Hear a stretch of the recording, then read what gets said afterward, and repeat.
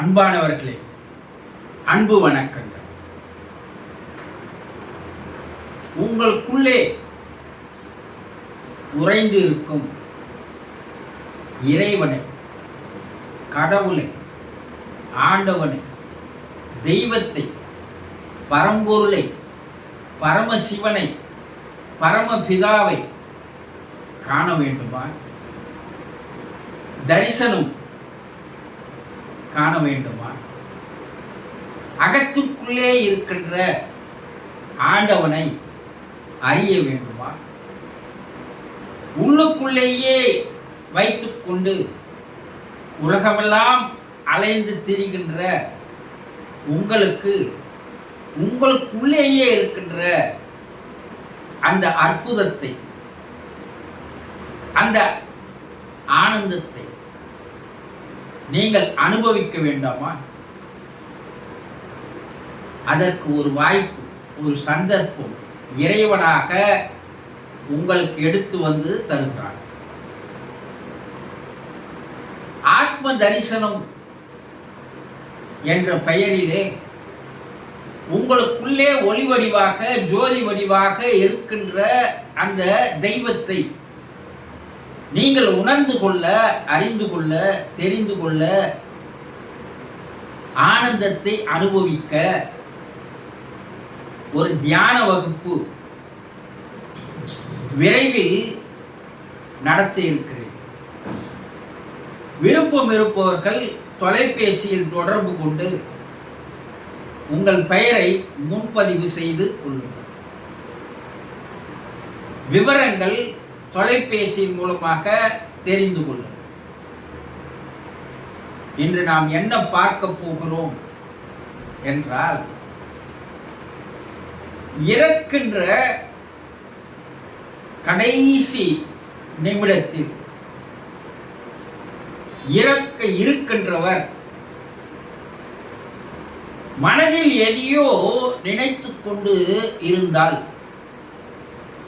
அவருடைய உடலை விட்டு உயிரானது அவ்வளவு எளிதில், சீக்கிரத்தில் பிரியாது.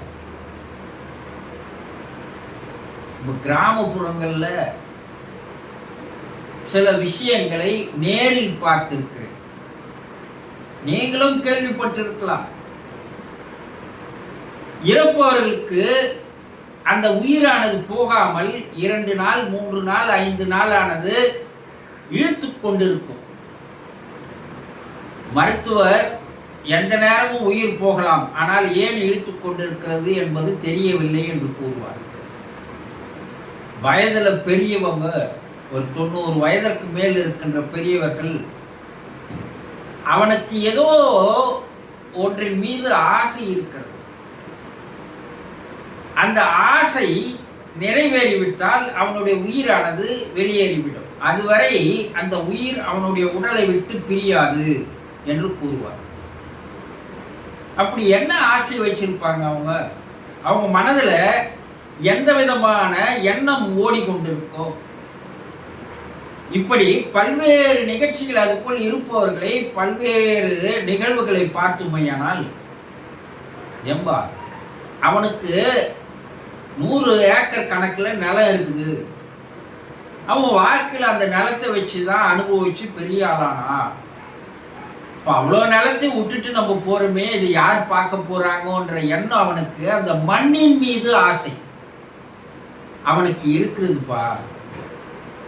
ஆகவே கொஞ்சம் மண்ணையும் கொஞ்சம் தண்ணீரையும் கலந்து எடுத்துகிட்டு வந்து, அவன் நிலத்து மண்ணையும் தண்ணீரையும் கலந்து எடுத்து வந்து அவன் வாயில் ஊற்றுங்க அப்படி கூறுவார்கள். அப்படி செய்தவுடன் அடுத்த சில வினாடிகளில், நொடிகளில் அந்த உயிர் உடலை விட்டு பிரிந்து போகும். ஒரு சிலருக்கு பணத்தின் மீது ஆசை இருக்கும். பணம் எக்கச்சக்கமாக வைத்திருப்பார்கள். காலம் முழுவதும் கடினப்பட்டு சேர்த்த அந்த பணம் இப்போ உயிர் போக போது அந்த பணத்தை யார் பாதுகாப்பாங்க, யார் அனுபவிப்பாங்க என்ற அந்த எண்ணம் அவருடைய மனதிலே ஒரு ஏக்கமாக, ஒரு வேதனையாக, ஒரு கவலையாக ஓடிக்கொண்டிருந்தால் அந்த உடலை விட்டு அந்த உயிர் பிரியாது. காசை எடுத்துட்டு வந்து அதை தேய்ச்சி தண்ணியில் தேய்ச்சி சந்தனம் தேய்க்கிற மாதிரி தேய்ச்சி அந்த தண்ணி எடுத்து அவன் வாயில ஊத்துன சில நொடிகளில் வினாடிகளில் அந்த உடலை விட்டு உயிர் வெளியேறும். பிள்ளை எங்கேயோ வெளிநாட்டில் இருப்பான், அந்த பிள்ளையின் மீது கவனம் அதிகமா இருக்கும். அவன் நம்முடைய இறப்பிற்கு வருவானோ இல்லையோ என்ற ஏக்கம் இருந்தால் அந்த உடலை விட்டு உயிர் வெளியேறாது. அந்த பிள்ளை வந்து பார்க்கிற வரைக்கும் அந்த உயிர் அந்த உடலில் தங்கி இருக்கும். அப்ப அந்த பிள்ளை வந்து பார்த்தவுடன் அவனுடைய முகத்தை பார்த்ததும் அந்த உடலை விட்டு உயிர் வெளியேறும்.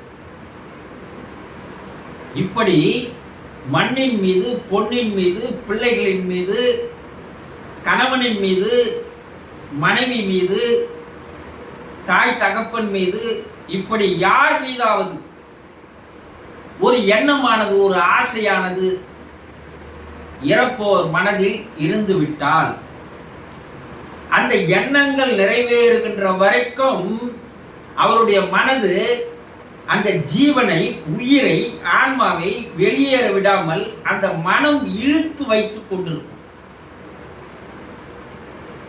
அவருடைய ஆசை நிறைவேறிய பிற்பாடுதான் அந்த உடலை விட்டு அந்த மனமானது அந்த ஆன்மாவை வெளிவிடும். அப்பதான் உடலை விட்டு உயிரானது வெளியேறி செல்லும். அப்போ அந்த கடைசி நேரத்தில் மனம் என்பது ஆன்மாவை தன்வசப்படுத்தி வைத்துக் கொள்கிறது. அந்த மனதில் எழுகின்ற அந்த ஆசைகள், அந்த மனதில் இருக்கின்ற அந்த எண்ணங்கள், அந்த மனதில் இருக்கின்ற அந்த கோரிக்கைகள், இவையெல்லாம் அந்த ஆன்மாவையே இழுத்து, உயிரையே இழுத்து அந்த உடலில் தக்க வைக்கின்ற ஆற்றல், சக்தி அந்த மனத்திற்கு உண்டு. மனித மனத்திற்கு எவ்வளவு சக்தி இருக்குது பாருங்க, ஆற்றல் இருக்குது பாருங்க. போற உயிரை இழுத்து பிடிச்சு நிறுத்துற ஆற்றல் மனித மனத்திற்கு உண்டு. அந்த மனத்தினுடைய ஆற்றலை தெரிந்து கொள்ளாததால் நம்முடைய வாழ்க்கையே ஒரு நரகமாக, ஒரு சிக்கலாக, பிரச்சனையாக, சந்தோஷம் இல்லாது, அமைதி இல்லாது நாம் வாழ்ந்து வருகிறோம். அப்போ இறக்கும் நேரத்தில் மனம் எதன் மீதும் பற்றுதல் இல்லாமல் ஒரு சந்தோஷமாக, ஒரு ஆனந்தமாக, ஒரு மகிழ்ச்சியாக மரணத்தை வரவேற்கின்ற கலைகளைத்தான் சித்தர் பெருமக்கள் பல்வேறு வழிகளில் மனிதர்களுக்கு கற்று தந்து சென்றிருக்கிறார். நம்ம அதெல்லாம் தெரிஞ்சுக்கிறதுல ஆர்வமோ, அக்கறையோ, ஈடுபாடோ துளி கூட இருப்பதில்லை. வாழ்ற வரைக்கும் வாழ்வோம், அந்த வண்டி ஓடுற வரைக்கும் ஓட்டம். கடைசி நேரத்தில், உயிர் போற நேரத்தில் தான் ஐயோ நம்ம வாழ்க்கையை தவறா வாழ்ந்துட்டுமே, எப்படியோ வாழ்ந்திருக்கலாமே, இப்படி வாழ்ந்துட்டுமே என்ற எண்ணம் எப்போ வருகிறது என்றால் உடலை விட்டு உயிர் பிரிகின்ற நேரத்தில் தான் அந்த எண்ணமானது உதிக்க ஆரம்பிக்கிறது. கண்கட்ட பிற்பாடு சூரிய நமஸ்காரம். அதனால மறுபடியும் அந்த உயிர் உடலிலே இருந்து இன்னும் நெடுநாள் வாழ வைக்குமா? கிடையாது. காலம் முடிந்தால் அது பாட்டுக்கு சென்று கொண்டே இருக்கும். அப்போ இந்த உடலினுடைய தத்துவத்தையும் மகத்துவத்தையும், இந்த உடலை இயக்கின்ற மனத்தினுடைய ஆற்றலையும் திறமையையும் மகிமையும், இந்த உடலையும் மனத்தையும் ஆட்டி வைக்கின்ற ஆன்மாவுடைய, ஆத்மாவுடைய ஆற்றல் எத்தகையது என்பதையும், அந்த உயிரே கடவுளாக, ஆண்டவனாக உங்களுக்குள் இருந்து கொண்டிருக்கிறானே தவிர இறைவன் என்பது வேறு எங்கேயுமே இல்லை. உங்களுக்குள்ளே இருக்கின்ற அவனை நீங்கள் தெரிந்து கொண்டால் உலகம் முழுவதையும் நீங்கள் தெரிந்து கொண்டதற்கு சமமாகும். ஆக இறப்பவருடைய கடைசி நிமிடத்தில் அவர்கள் மனதில் ஏதோ வருத்தமோ, எண்ணமோ, ஆசையோ இருந்தால் அந்த உயிரானது அவ்வளவு சீக்கிரமாக உடலை விட்டு பிரியாது. ஆனா அந்த பிரிய இடைப்பட்ட அந்த நேரம் ஒரு மரண வேதனை என்று சொல்லுவார்கள், ஒரு நரக வேதனை என்று சொல்லுவார்கள். இறந்த பிற்பாடு போய் நரகத்தில் அனுபவிக்கின்ற துன்பத்தை விட இறப்பதற்கு முன்பே அனுபவிக்கின்ற அந்த நரக வேதனையை மனிதர்கள் அனுபவிக்க கூடாது. அதற்கு முன்பே எப்படி வாழ வேண்டும் என்பதை தெரிந்து கொள்ள வேண்டும். அதற்கு தான் இறைநிலையானது, தெய்வீக பேராற்றலானது அறிவு என்ற ஒன்றை தந்து, அந்த அறிவே ஆண்டவனாக இருந்து கொண்டு உங்களை இயக்கிக் கொண்டிருக்கிறது என்பதை தயவு செய்து தெரிந்து கொள்ளுங்கள்.